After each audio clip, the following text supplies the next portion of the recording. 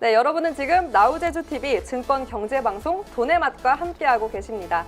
이번 시간은요, 오늘장 특징주와 관련된 이슈를 짚어보는 시간이죠. 그리고 변영인 대표님의 특징주 솔루션까지 준비해봤습니다. 여러분의 텐션 올라올라 올라올라. 오늘도 김은수 아나운서님과 함께합니다. 아나운서님 안녕하세요. 네, 안녕하세요. 오늘 오늘 커플룩이에요, 그렇죠? 색깔만. 너무 보기 좋은데요? 예, 지금 가수입니다. 대표님 이 3인조 혼성 가수인가요? 가수 네. 아이돌이에요, 우리 대표님. 이왕 하는 거. 죄송합니다. 제가 아이돌 비실 좀 아니어서 트롯 가수 송구스럽습니다. 어때요? 트롯 가수. 저 트롯보다 좀 발라드 한번 잘 해주시죠. 어울리시는데. 발라드요? 네. 좋습니다. 네. 외모는 이렇지만 발라드를 사랑합니다, 제가. 발라드도 어울리실 것 같아요. 네. 감성적인 남자. 네, 좋습니다. 저희 아까 대표님이랑도 얘기를 잠깐 나눴는데 좋아하는 음식 얘기를 나눴거든요. 네. 아나운서님은 혹시 가장 좋아하는 음식이 뭘까요? 저는 면 요리를 좋아하는 것 같아요. 면 요리. 밀가루 음식. 네. 오. 네. 어떤 얘기를 나누셨죠? 대표님 면 요리 좋아하시나요? 뭐 어떤 브랜드? 저는 뭐 음식 다 못 좋아하시잖아요. 네? 저는 음식을 싫다고 했습니다. 안 못 좋아한다고 먹는다. 하셨어요. 왜요? 없어서 못 먹는다. 없어서 못 너무 먹는다. 다 빨리 못 먹는다. 저는 이 분위기 어떻게 저는 안 올라올라? 먹습니다. 어떻게 없어서 안 올라올라? 먹습니다. 올라올라? 우리끼리 네. 올라올라? 올라올라. 네. 빨리 넘어가죠. 스튜디오가 너무 덥기 때문에 제가 조금 시원하게 좀. 네, 덥기도. 시원하게 네. 굉장히 엘사를 겨울왕국을 썰렁했습니다. 만들어 주셨는데 네. 제가 이 이야기를 물어본 이유가 네. 저희 동생이 유독 이상한 포인트가 있어요. 무슨 포인트요? 좋아하는 음식을 고를 때 네. 기업을 골라요. 대기업을 안 먹고 네. 뭐 소형 기업, 중소기업, 작은 기업들의 음식을 먹어서 내가 이 기업 살려보겠다라는 좀 독특한 맛을 보지 마인드가 않고 기업을 먼저 봐요. 네, 굉장히 독특하죠. 그래서 내가 이 기업, 대기업 만들겠다.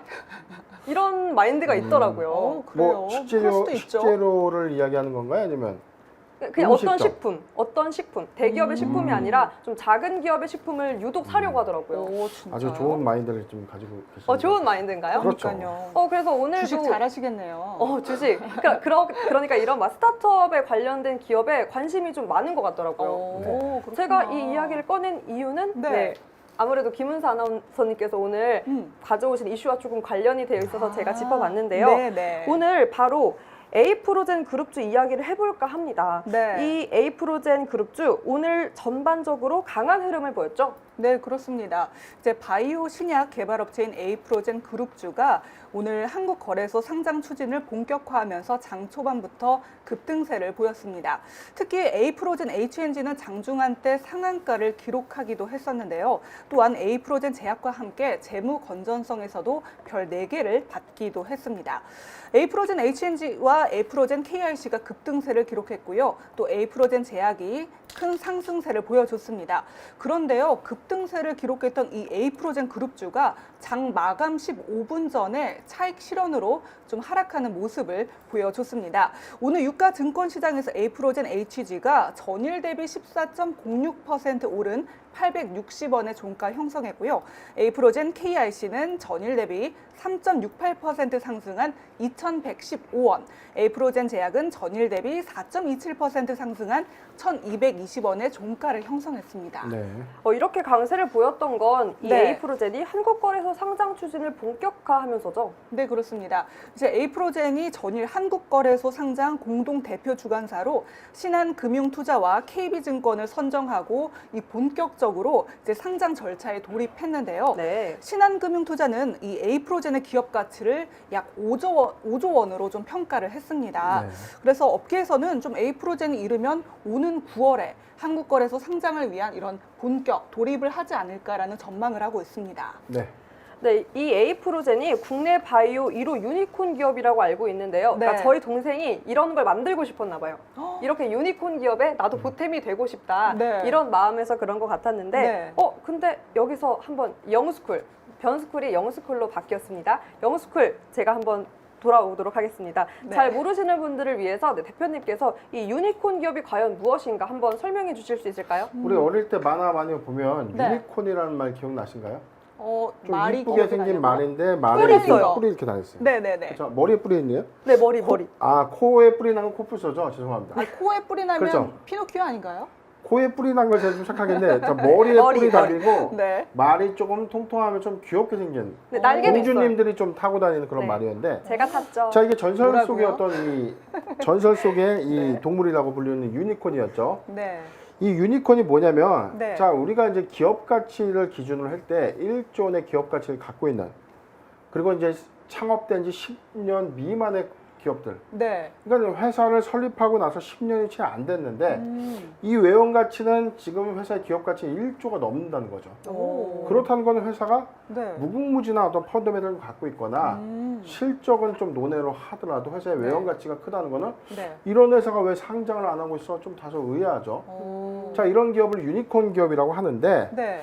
지금 뿌리 하나 달린 이 전설의 동물을 상징하는 것처럼 네. 이 스타트업 기업이 막대한 성장성을 좀 갖고 있는데 네. 상장 직전에 있는 그런 기업들을 유니콘 기업이라고 좀 불리고 있습니다. 오. 좀 미국에서는 지금 뭐 이 기터브, 뭐 몽고DB, 슬랙, 에버노트 좀 생소하죠. 네, 다 생소하다. 그런데 이제 우리나라 기업으로 좀 보면 야놀자, 아. 위메프, 그다음에 GP클럽, 무신사, 에이프로젠, 소카 등이 네. 한국의 대표적인 유니콘 기업입니다. 아, 근데 한 가지 더 알려드려야죠. 우리가 유니콘 기업이 있고 또 데카콘이라고 좀 들어보셨나요? 데카콘이요? 처음 들어보는데요. 데카콘은 이 뿔이 더 많아요.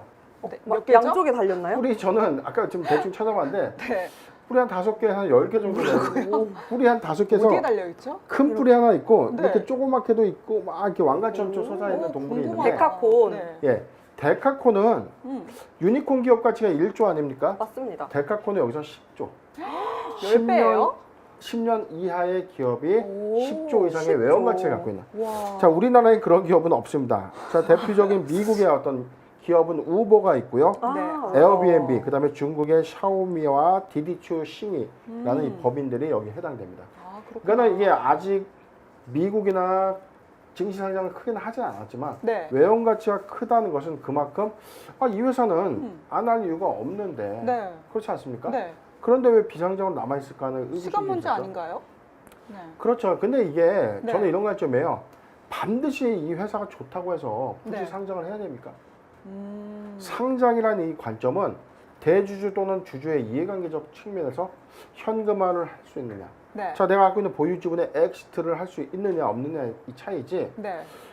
회사가 오히려 성장세를 좀 잘 가져가고 내가 많은 지분을 갖고 있다면 그냥 알짜배기로 외부의 투자 없이 자치적으로 조달 가능한 이 부분으로 네. 회사를 키울 수 있다면 굳이 상장에 어떤 메리트가 없기 때문에 아, 그렇게 그냥 알짜배기로서 이제 유지하는 그런 기업들도 좀 많습니다. 그렇구나. 그렇다고 하면 네. 이 에어프로젠은 바이오시밀러와 바이오신약 개발로 하는 걸로 제가 알고 있는데 네. 생산 능력이 대단하다고 들었어요. 네, 맞습니다. 네, 저도 이제 좀 공부하면서 봤는데 에이프로젠 같은 경우가 셀트리온, 우리가 셀트리온은 많이들 네. 알고 있잖아요. 셀트리온과 삼성 바이오 에피스에 이어서 바이오시밀러를 개발한 국내 3번째 기업이라고 합니다. 네. 그래서 에이프로젠 자산 총계가 지난해 말 기준 4,662억 원으로 이 바이오 업계에서도 상위권에 속하는데요. 업계는 이 에이프로젠의 기업 가치를 5조 원 넘게 좀 평가를 하고 있습니다. 그래서 바이오시밀러를 생산하는 오송 공장의 경우 현재 이 생산 능력이 2,500kg이고요. 오. 또 전 세계 바이오시밀러 생산 기업 중에서 또 5위 안에 드는 규모지만 앞으로 생산 능력을 여기서 1.5배 더 늘려나갈 예정이라고 합니다. 네. 그리고 아까 대표님께서 짚어주신 것처럼 저도 네. 지금 조금 의아한 점이 드는데 네. 이렇게 기업 가치가 충분한 그룹사들은 상장되어 있는데 네. 이 에이프로젠이 상장되어 있지 않는다는 게 저는 조금 의아하네요. 맞아요. 저도 좀 의아했거든요. 네. 근데 이제 에이프로젠 같은 경우는 계속 이제 기업의 가치를 키워왔고 네. 2016년도에 이제 코스닥 입성에 실패한 후에 4년 넘게 계속 우여곡절을 좀 겪은 기업입니다. 네, 그래서 좀 앞서 2020년 지난해 4월에는 이 주식 상장을 통해서 좀 기업의 가치를 극대화하기 위해서 에이프로젠 KRC와 에이프로젠 HNG와의 3사 합병을 추진했지만 또 그 문턱을 넘지 못하고 말았습니다. 그 이유를 좀 살펴봤어요. 그랬더니 네. 이제 금감원이 좀 기업의 가치 산정 문제에 있어서 좀 문제를 제기했고 이를 좀 받아들임으로써 좀 상장에 좀 실패를 했다. 좀 이렇게 얘기가 나오고 있더라고요. 그런데 제가 듣기로는 다시 네. 상장을 추진하는데 나스닥 상장을 추진한다는 이야기가 들리더라고요. 네. 이 거래소 상장을 추진하는 이유는 혹시 뭘까요, 아나운서님? 네, 이제 코스피 직상장을 좀 추진하는 이유가 이 오송 공장의 증설과 또 주력 주력 바이오시밀러의 임상 진입을 앞에 두고 좀 대규모 자금 조달이 좀 필요하기 때문입니다. 아직 좀 자금이 좀 부족한 상태인데요. 그래서 또 나스닥에 상장하려면 좀 준비 기간이 더 필요한 상황이고요. 그래서 이 방향을 좀 틀었다는 설명이 나오고 있습니다. 그래서 계속해서 좀 상장을 검토한다는 얘기가 나오고 있네요. 그렇다고 하면 계속 이 검토하는 이유가 아무래도 미국 시장이 매력적인 이유이기 때문일까요? 네, 그렇습니다. 아무래도 이 글로벌 제약의 최강국은 미국 미국이죠. 아니겠습니까? 맞습니다. 네. 그래서 이제 그렇게 노력을 하는 건데요. 이 미국이 의약품 시장 규모가 약 571조 원에 이른다고 합니다. 세계 의약품 시장의 약 40%나 좀 차지하는데요. 굉장히 높은 비중이죠. 그래서 결국 좀 미국 시장을 좀 진입을 성공을 해야 이런 제약회사에서도 조금 더 자리 잡지 않을까, 좀 이런 전망이 계속되고 있는 거죠. 저희도 더 네. 열심히 해서 진출해봐요, 대표님. 저 어디로요? 영수쿨 저 된다고 봅니다. 일단은 뭐 영수쿨? 나스닥 지금 얘기하셨는데 네. 나스닥 시장에서 이 바이오 회사들의 나스닥 진출 러시는 좀 많이 시도가 있었어요. 네. 그런데 이게 좀 시간상의 어떤 판단 요건데 네. 이게 조금만 애석하지만 우리나라보다는 외국에서의 어떤 이 상장 요건이 좀 더 좋습니다. 네. 우리나라는 유독 이 바이오 이 사업에 대해서 조금 좀 날카롭게 조금 네. 지적하거나 날카로운 시선으로 좀 이게 체크하는 그런 요인들이 좀 많은데 제재들이 많은 편인가요, 대표님? 왜냐하면 지금 최근에 뭐 신라젠 케이스도 그랬고 뭐 코론 티슈젠 이슈도 있었고 이게 뭐 과연 좀 고밸류의 어떤 이 논란도 좀 있지 않습니까? 이게 지금 개발 중인 약은 맞지만 네. 약으로서 나오지 않는다면 이게 다 없어지는 거 아니냐 유산이죠. 이런 어떤 관점을 좀 보는데 미국 같은 경우는 어떤 이 사업의 어떤 여건들이 막대한 투자를 통해서 얘가 될 수 있으면 끝까지 가보는 거야 뭐 그런 주의가 있죠. 네. 그렇기 때문에 펀딩의 어떤 관점에서도 막대한 뭐 연구 개발비, 임상비 등을 고려했을 때 네. 국내보다는 외국 진출 러시가 좀 더 유리한데 우리나라에서 지금 이 에이프로젠이 이 수많은 좀 시도를 했던 건 사실입니다. 네. 직상장도 좀 추진을 했었고 이게 안 되다 보니까 이 우회상장을 통해서 사업 부문을 좀 붙여가지고 네. 코스닥 회사와 합병을 통해서 약간 우회상장한 역할도 좀 있었고 네. 네.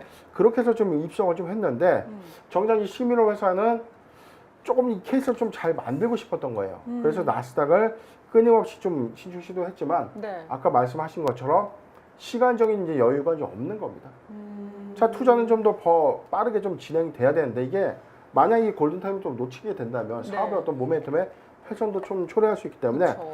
그래서 빠르게 국내에서 어떤 상장 러시를 좀 추진하는데 저는 이번에 좀 가능성이 좀 높다고 봐요. 그래요? 지금 우리가 대표 주관사가 지금 KB증권과 신한금융투자 두 군데로 네. 좀 선정이 됐는데 네. 네. 일단 뭐 8월 14일까지 우리가 반기 검토 보고서 내지 않습니까? 맞습니다. 네. 이 기업의 검토 보고서라는 건요 감사 사유는 아니에요.